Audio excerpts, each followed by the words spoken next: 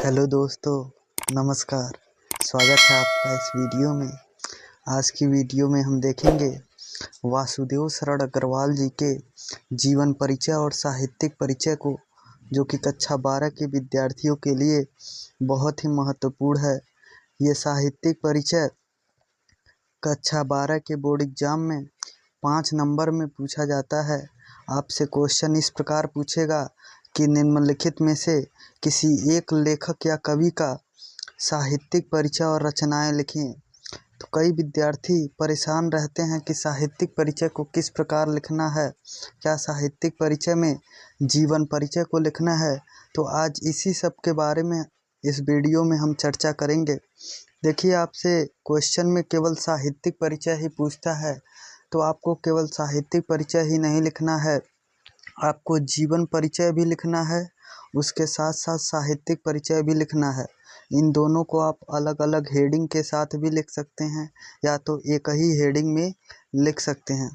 तो चलिए, हमने यहाँ पर जीवन परिचय और साहित्यिक परिचय को अलग अलग हेडिंग में लिखा है। तो चलिए, आज इनके जीवन परिचय को हम बिल्कुल आसान भाषा में समझेंगे। तो चलिए वीडियो को शुरू करते हैं। सबसे पहले हम एक हेडिंग डालेंगे वासुदेव शरण अग्रवाल और साइड में एक हेडिंग डालेंगे जीवन परिचय। दोस्तों, अगर आप इस प्रकार से जीवन परिचय और साहित्यिक परिचय लिखते हैं तो आपको बोर्ड एग्जाम में बहुत अच्छे नंबर मिलेंगे। मुझे खुद हिंदी के बोर्ड एग्जाम में 96 नंबर प्राप्त हुए थे। इसी प्रकार से मैंने इनका जीवन परिचय और साहित्यिक परिचय लिखा था। तो चलिए वीडियो को शुरू करते हैं। सबसे पहले हम एक हेडिंग डालेंगे वासुदेव शरण अग्रवाल और एक साइड में हेडिंग डालेंगे जीवन परिचय।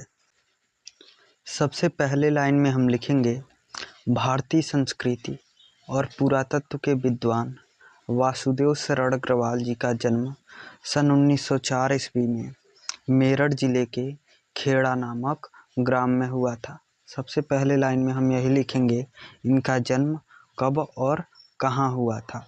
तो इनका जन्म सन 1904 ईस्वी में मेरठ जिले के खेड़ा नामक ग्राम में हुआ था। उसके बाद हम लिखेंगे, इनके माता पिता लखनऊ में रहते थे। इनके माता पिता कहाँ रहते थे? लखनऊ में रहते थे, इसलिए इनका बचपन लखनऊ में ही व्यतीत हुआ। इनके माता और पिता लखनऊ में रहते थे, इसलिए इनका बचपन लखनऊ में ही व्यतीत हुआ। उसके बाद हम लिखेंगे, लखनऊ विश्वविद्यालय से इन्होंने एमए की परीक्षा उत्तीर्ण की और यहीं से इन्होंने पीएचडी एवं डीलिट की उपाधि प्राप्त की। इन्होंने लखनऊ विश्वविद्यालय से एमए की परीक्षा उत्तीर्ण की और यहीं से पीएचडी और डीलिट की उपाधि प्राप्त की। आगे हम लिखेंगे, ये काशी हिंदू विश्वविद्यालय के पुरातत्व एवं प्राचीन इतिहास विभाग के अध्यक्ष एवं आचार्य भी रहे। और अंत में हम लिख देंगे, हिंदी जगत के जाने माने लेखक डॉक्टर वासुदेव शरण अग्रवाल जी का देहांत सन 1967 ईस्वी में हो गया। इतना हम जीवन परिचय में लिखेंगे। दोस्तों, उसके बाद हम एक हेडिंग डालेंगे साहित्यिक परिचय।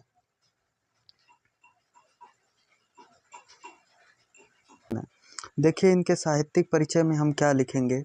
सबसे पहले एक हेडिंग डालेंगे साहित्यिक परिचय और इसमें हम लिखेंगे, डॉक्टर वासुदेव शरण अग्रवाल ने अपना जीवन हिंदी साहित्य के क्षेत्र में भी व्यतीत किया। डॉक्टर वासुदेव शरण अग्रवाल ने अपना जीवन हिंदी साहित्य के क्षेत्र में भी व्यतीत किया। इनके हृदय में साहित्य सेवा के प्रति अनमोल विचार थे। हम क्या लिखेंगे, इनके हृदय में साहित्य सेवा के प्रति अनमोल विचार थे। इन्होंने मुख्य रूप से पुरातत्व को अपना विषय बनाया। इन्होंने मुख्य रूप से पुरातत्व को अपना विषय बनाया। अग्रवाल जी ने पाली, संस्कृत और अंग्रेजी आदि भाषाओं का गहन अध्ययन किया। गहन अध्ययन का मतलब होता है गहराई से अध्ययन किया। अग्रवाल जी ने पाली, संस्कृत और अंग्रेजी आदि भाषाओं का गहन अध्ययन किया और इन क्षेत्रों में उच्च कोटि के विद्वान माने जाने लगे। और इन क्षेत्रों में उच्च कोटि के विद्वान माने जाने लगे। और अंत में हम लिख देंगे, भारतीय साहित्य और संस्कृत के भारतीय साहित्य और संस्कृत के क्षेत्र में इनका नाम देश के महान विद्वानों में अग्रणी है। यहाँ पर दोस्तों हमारा साहित्यिक परिचय पूरा हो जाता है। उसके बाद हम अगला हेडिंग डालेंगे रचनाएं। रचनाएं में आपको 3-4 रचनाएं लिख देना है, उसके बाद आदि लिख देना है। सबसे पहली रचना है इनकी पृथ्वी पुत्र, भारत की एकता, कल्पवृक्ष, माता भूमि, वाग्धारा, ये सब इनकी रचनाएं हैं। इसके बाद आप आदि भी लिख सकते हैं। इनकी रचनाएं कौन कौन सी है? पृथ्वी पुत्र, भारत की एकता, कल्पवृक्ष, माता भूमि, वाग्धारा, ये सब इनकी रचनाएं हैं। इनके जीवन परिचय और साहित्यिक परिचय को मैं आपको फिर से दिखा देता हूँ।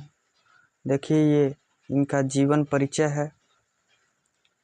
आपको इसी प्रकार से लिखना है, तभी बोर्ड एग्जाम में पूरे 5 नंबर मिलेंगे। और ये साहित्यिक परिचय है। उसके बाद ये रचनाएं हैं। आप जीवन परिचय और साहित्यिक परिचय को एक ही हेडिंग में पूरा लिख सकते हैं, उसके बाद रचनाएं लिख सकते हैं।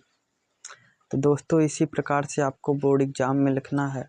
आशा करते हैं दोस्तों आपको ये वीडियो समझ में आया होगा। धन्यवाद।